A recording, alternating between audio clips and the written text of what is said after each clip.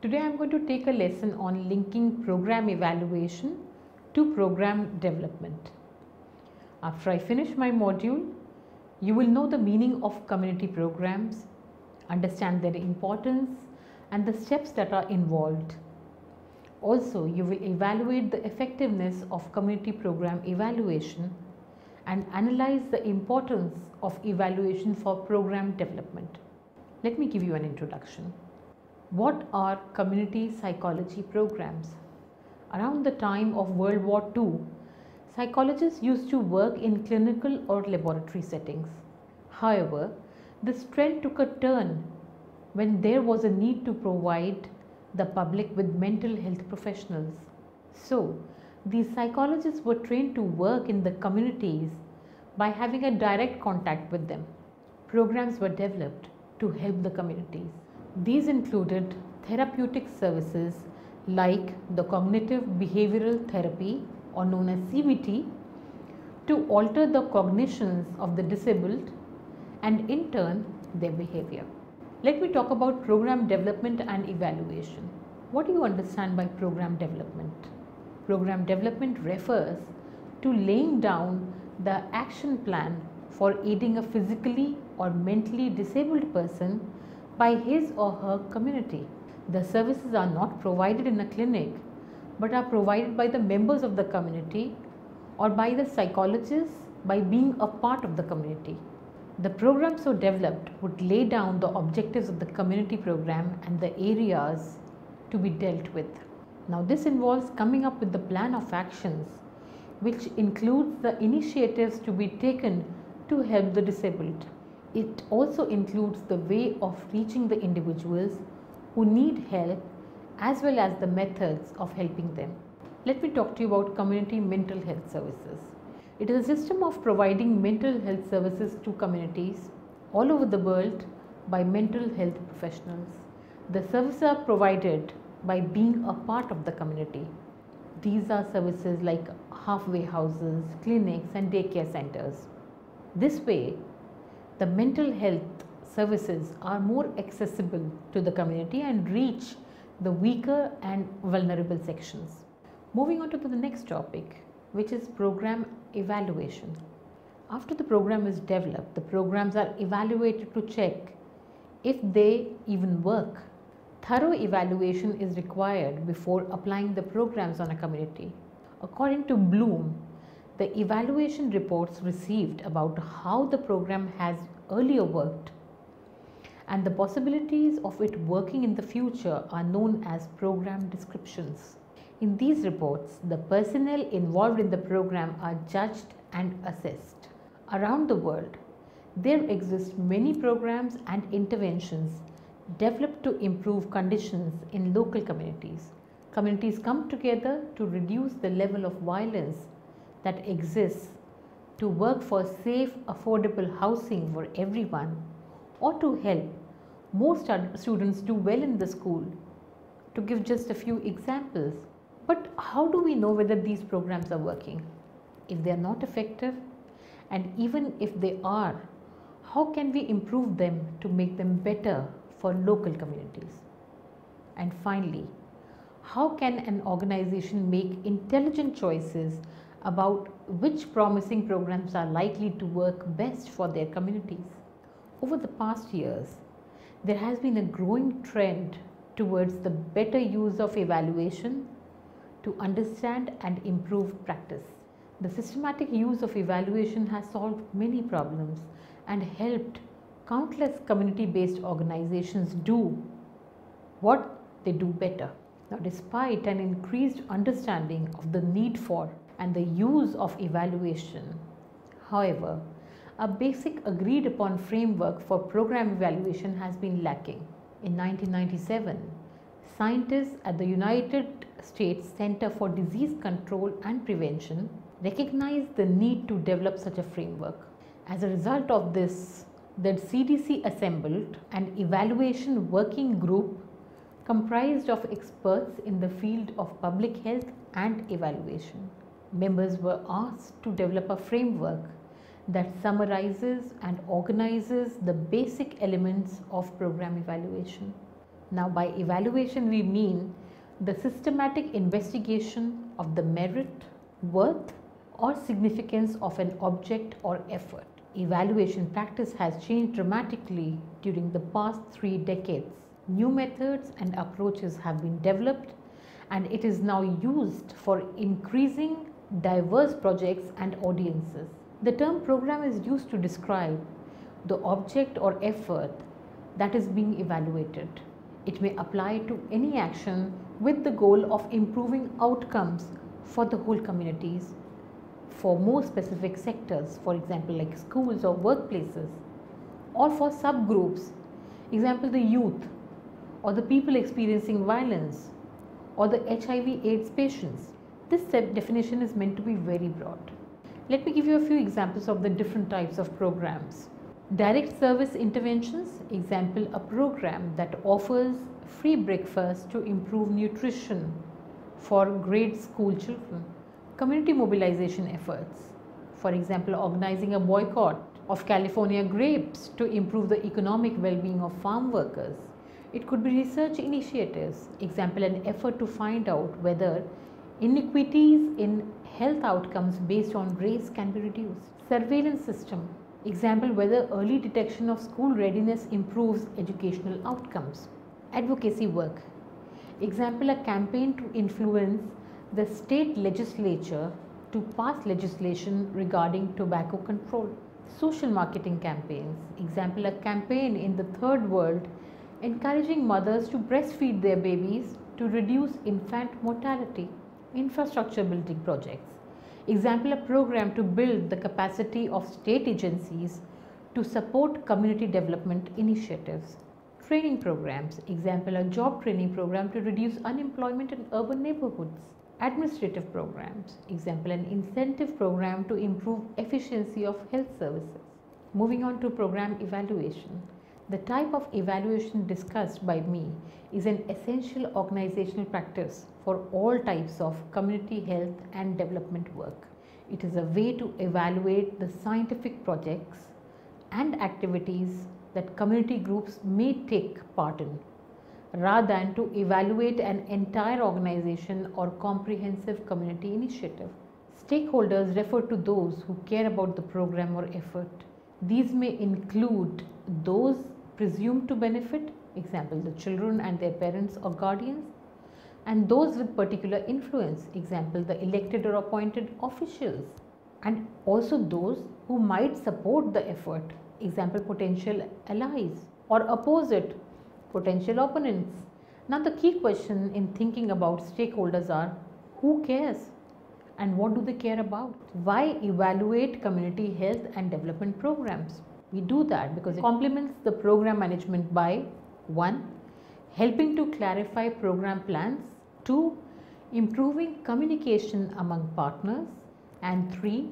Gathering the feedback needed to improve and be accountable for program effectiveness.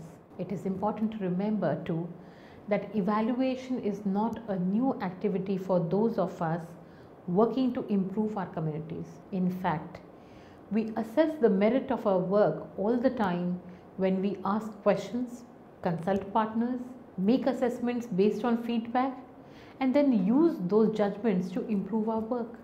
When the stakes are low, this type of informal evaluation might be enough. However, when the stakes are raised, when a good deal of time or money is involved, or when many people may be affected, then it may make sense for your organization to use evaluation procedures that are formal, visible, and justifiable. How do we evaluate a specific program?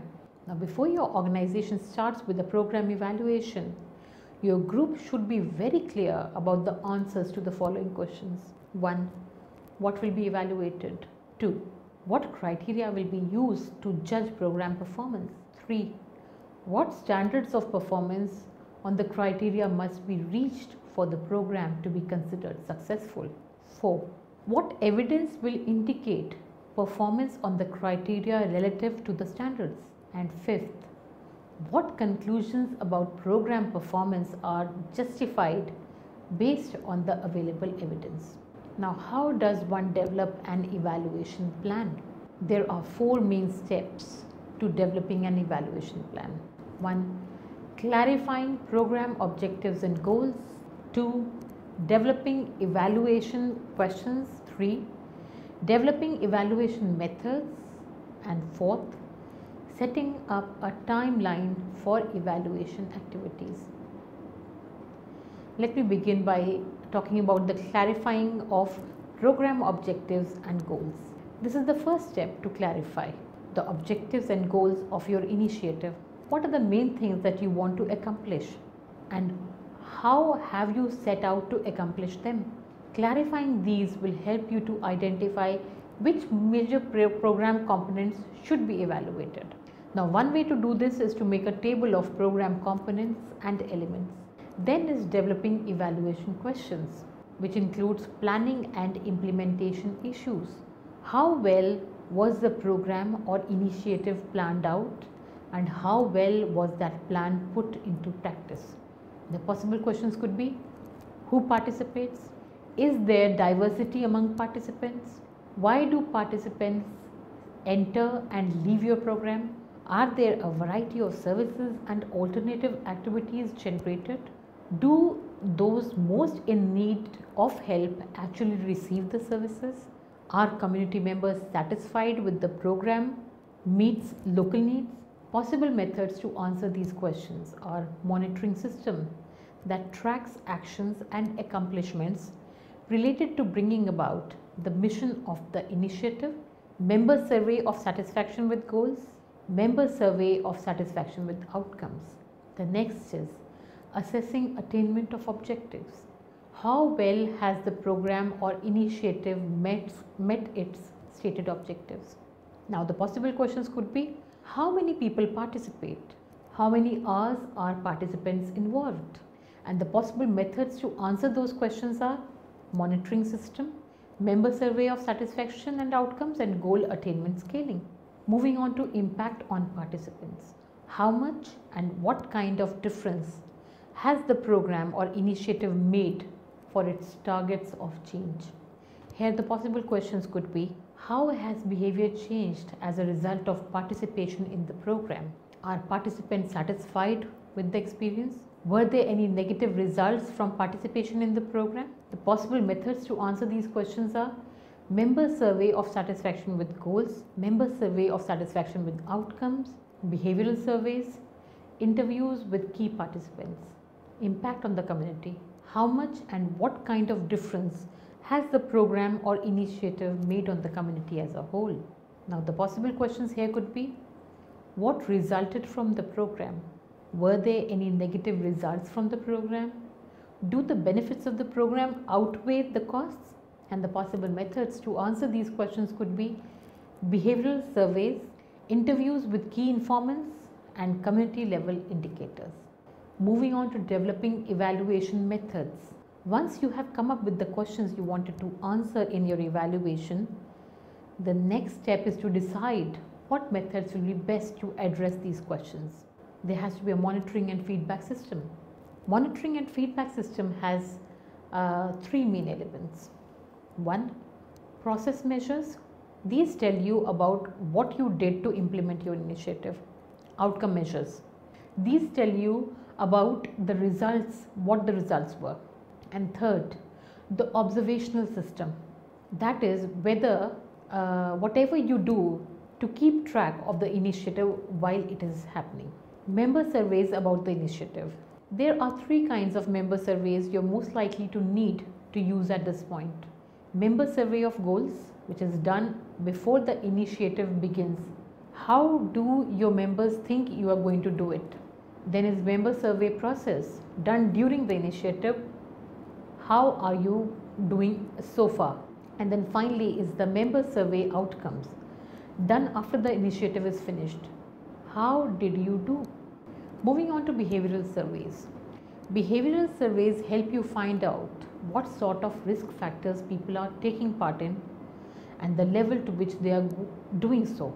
For example, if your coalition is working on an initiative to reduce car accidents in your area, one risk behavior to do A survey will be on drunken driving. Interviews with key participants. The key participants, that is leaders in your community, people on your staff, etc., have insights that you can really make use of. Interviewing them to get their viewpoint on critical points in the history of your initiative can help you learn more about the quality of your initiative, identify factors that affected the success or failure of certain events, provide you with the history of your initiative, and give you insight which you can use in planning and renewable effort. Moving on to community level indicators of impact. These are tested and true markers that help you assess the ultimate outcome of your initiative. For substance abuse coalitions, for example, the US Centers of Substance Abuse Prevention and the regional drug initiatives in Oregon recommended several proven indicators. For example, the single nighttime car crashes, emergency transport related to alcohol, which can help coalitions figure out the extent of substance abuse in their communities. Studying community level indicators helps you provide solid evidence of the effectiveness of your initiative and determine how successful key components have been. Moving on to setting up a timeline for evaluation activities. When does evaluation need to begin? The answer is right now, or at least at the beginning of the initiative. Evaluation isn't something you should be waiting to think about until after everything else has been done. To get an accurate, clear picture of what your group has been doing and how well you have been doing it, it's important to start paying attention to evaluate right from the start. If you're already part of the way into your initiative, however, don't scrap the idea of evaluation altogether. Even if you start late, you can still gather information that could prove very useful to you in improving your initiative. When do feedback and reports need to be provided? Of course, you will provide feedback and reports at the end of the evaluation, but you should also provide periodic feedback and reports throughout the duration of the project or initiative. In particular, since you should provide feedback and reports at the meetings of your steering committee or overall coalition, find out ahead of time how often they would like to have updates. When should the evaluation end? Shortly after the end of the project, usually when the final report is due. Don't wait too long after the project has been completed to finish up the evaluation. It's best to do it while everything else is still fresh in your mind and you can still get access to any information that you might need. The different types of program evaluation are formative, which focuses on the development of the program, like attaining resources for the program to be applied. And they are summative, which focuses on the program results and involves concerns related to the effectiveness and quality of the program. What are the principles in program evaluation? 1.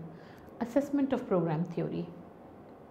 Health programs have theories of action or logic models, which are statements linking the problems to be assessed, the ways to assessing them, and the potential outcomes. Then is the consideration of evaluation tools for each community. According to COMFA, there should be standard measures of evaluation, but at the same time, the differences between the various communities in terms of age groups, gender, culture, and other practices and norms should be considered. Qualitative and quantitative evaluation. According to Yin, answers to questions asking who, what, and when are quantitative. On the other hand, answers to questions asking how and why are qualitative. Both the aspects of the situation should be covered. The next point is social ecology and social system. These principles explicate the social and environmental aspects of human behavior. The problems which have occurred have cultivated in a social setting. Therefore, there should be a focus on ecology-based evaluation. Then comes the involvement of local stakeholders. The involvement of the community members bridges the gap between the evaluator and the community. Their participation should enhance the quality of evaluation by understanding the problems to be targeted and reducing the program costs. Finally, linking the program evaluation and program development. Evaluation is a part of development. Program evaluation should be an integral part of program development. This would ensure that the researcher is aware of all the aspects of the community and the targeted population. If the investigator takes reports of the individuals who need help, he should be aware of the original design of the program. There is uncertainty as to the effectiveness of the program before it is implemented. The program needs to be altered according to the needs of the community members. There should not be rigidity in terms of accepting a design. Therefore, program evaluation ensures that there are records for future research. Therefore, the investigator should evaluate the various aspects of the program designs, alter the necessary methods, and continue with the evaluation even after the implementation of the design. The background data about the target population should be attained, and the hypothesis should be formulated on the basis of the theory so attained. The measurement scales and instruments are then formed according to the needs of the population. Therefore, program evaluation involves personnel who are aware of other disciplines as well. Now, this evaluation helps in the development of the programs. Even during the course of the program, implementation and evaluation continues. Let me summarize my lecture. Community programs are developed to help the community members deal with the adversities of life by providing them with healthcare services and educational and other facilities. There are institutions which provide mental health services for problems like alcohol abuse and drug addiction by being part of the community. Programs are developed for this purpose. However, effective evaluation of the population, various aspects of it, and the history and of the efficiency and the measurement tools is required. The evaluation helps in forming a formal design of the program.